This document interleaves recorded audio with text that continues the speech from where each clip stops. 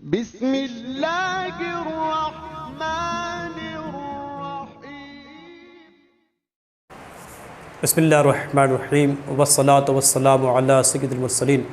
नाज़रीन, आज का हमारा टॉपिक है निकाह की फ़जीलत और निकाह की अहमियत। जी हाँ, अल्लाह ताला ने इस कायनात रंग-बू में बहुत से जानदार पैदा फरमाए।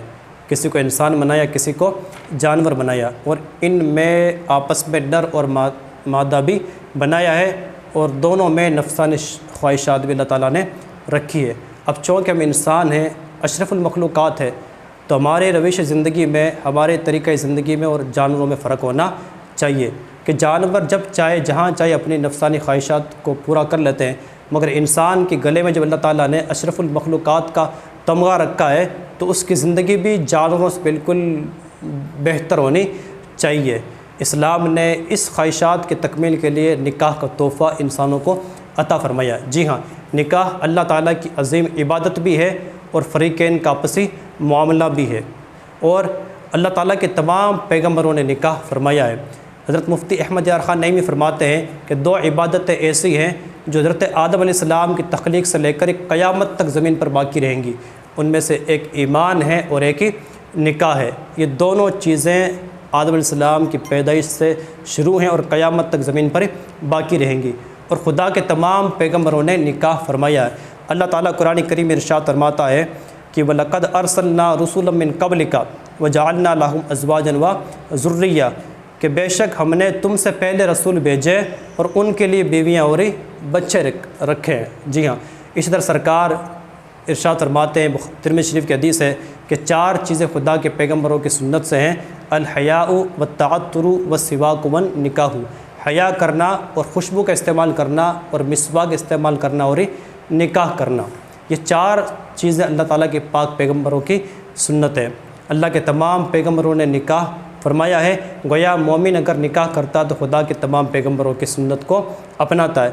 इसी तरह सरकार सल्लल्लाहु अलैहि वसल्लम इरशाद फरमाते हैं कि जो शख्स मेरी फ़ितरत से मोहब्बत करता है उसे मेरी सुन्नत इख्तियार करनी चाहिए, और निकाह भी मेरी सुन्नत है। जी हाँ, इसी तरह हज़रत आयशा से हदीस पाक मरवी है, सरकार फरमाते हैं कि निकाह मेरी सुन्नत है और मेरा तरीक़ा है, तो जो मेरी सुन्नत पर अमल ना करे वो मुझसे नहीं है। जी हाँ, आका सल्लल्लाहु ने शख्स का अपने गिरोह से जो है बाइकाट किया है, उसको अपने गिरोह से ख़ारिज किया है, जो अपने रसूल सल्लल्लाहु अलैहि वसल्लम की सुन्नतों पर अमल नहीं करता है। सरकार ने फरमाया निकाह मेरी सुन्नत है, जो मेरी सुन्नत से एराज़ करे वो हम में से नहीं है। फिर सरकार ने फरमाया कि तुम लोग निकाह करो इसलिए कि मैं तुम्हारी कसरत की वजह से दूसरी उम्मतों पर फ़ख्र करूँगा।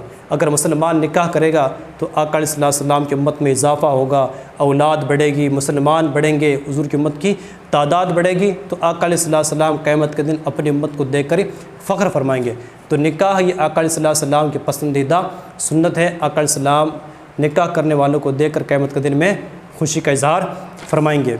तो मुसलमान को चाहिए कि इस्लाम की तालीम की रोशनी में निकाह करे। जी हाँ, इस्लाम ने निकाह को बहुत सस्ता रखा है, और जाहिलों ने और इस्लाम से की तालीमात से दूर रहने वालों ने इस चीज़ को भी बहुत ही महंगा कर दिया है, और इसके अंदर बेशुमार खराफात का इजाफ़ा कर दिया है। सरकार फरमाते हैं कि सबसे बरकत वाली निकाह वो है जिसमें कम ख़र्च हो। जी हाँ, जो सस्ती निकाह होती है वो बरकत वाली होती है। आप और हम देखते हैं कि जो बड़ी बड़ी महंगी शादियां होती है उनके रिश्ते हमेशा बरकरार रहते नहीं हैं, उनके घरों में फसादात होते हैं। बात यह है कि सरकार के सुन्नत को छोड़कर जो बंदा दूसरों का रास्ता इख्तियार करता है, गैरों के तरीक़े पर निकाह करता है, खराफात करता है, जो है बाजे गाने और दीगर गलत रसूमात को शादी में अगर जोड़ता है तो फिर उसका नतीजा खुद ही देख लेता है। सरकार फरमाते हैं कि बरकत वाला निकाह वो है जो सबसे सस्ता हो।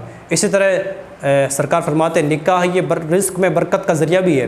हुज़ूर की बारगाह में एक शख्स आया और अर्ज़ की सरकार मेरी रिस्क में बरकत नहीं है, सरकार मैं तंगदस्त हूँ। तो सरकार ने फरमाया निकाह कर लो।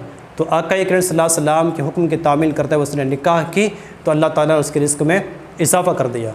तो इस्लाम को अल्लाह ताला ने ऐन इंसान की फ़ितरत के मुताबिक ही बनाया है। इंसान को चाहिए कि इस्लाम की तालीमात की रोशनी के अंदर इन तमाम मामलात को करें। इंशाअल्लाह दुनिया के अंदर भी सुरखुरी हासिल करेंगे और क़यामत के दिन इंशाअल्लाह बहुत बड़ा अल्लाह ताला अजर भी अता फ़रमाएगा।